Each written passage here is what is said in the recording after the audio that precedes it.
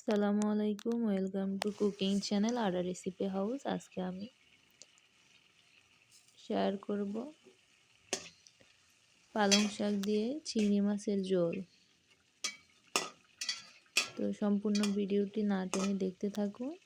তো এইখানে আমি একটা হাঁড়ি বসিয়ে দিলাম, এরপরে পরিমাণ মতো সয়াবিন তেল দিয়ে দিলাম, তারপরে এগুলা একটু গরম করে নিলাম।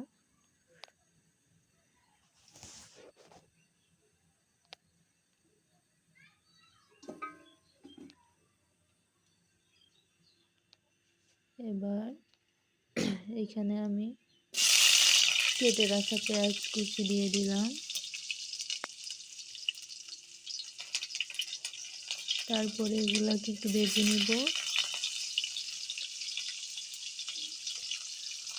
এরপরে পরিমাণ মতো রসুন বাটা,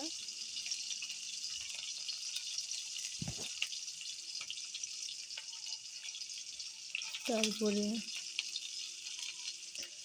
পরিমাণ মতো হলুদের গুঁড়া দিয়ে ভালোভাবে নেড়ে চেড়ে মিশিয়ে নেব। এই পর্যায়ে দিয়ে দেব এখানে মরিচের গুঁড়া, লবণ, স্বাদ মতো লবণ, যে যেমন খেতে পছন্দ করেন তেমনই দেবেন। এবার নেড়ে ছেড়ে আমি পরিমাণ মতো ঠান্ডা পানি দিয়ে দেব। এই তো এবার নেড়ে চেড়ে কিছুক্ষণ কষিয়ে নেব। এরপরে কেটে রাখা চিংড়ি মাছ দিয়ে দিলাম। এটা হচ্ছে মূল উপকরণ।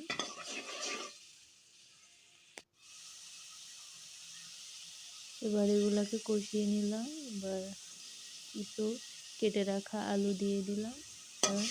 আলু একটু আগে করে দিয়ে দিতে হবে, না হয় শাক সিদ্ধ হয়ে যাবে, আলু সিদ্ধ হবে না। এই তো এগুলো কষিয়ে নিলাম। এবার পরিমাণ মতো পানি দিয়ে দিলাম। এগুলো একটু সেদ্ধ হয়ে যাবে পানিগুলো সাথে সাথে। এই তো আমার কষানো শেষ। এবার শাক দিয়ে দিব।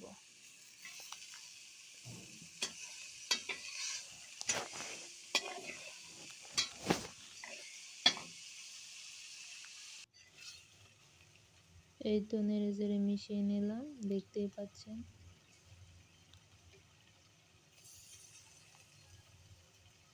এবার কিছু টমেটো অ্যাড করে নিলাম, কিছু কাঁচামরিচ অপশনাল, আপনারা নাও দিতে পারেন। আমি একটু ঝাল বেশি পছন্দ করি, তাই কাঁচামরিচটা দিলাম।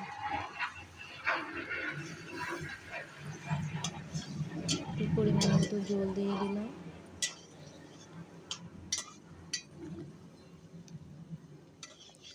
আবারও নেড়ে চেড়ে মিশিয়ে নেব।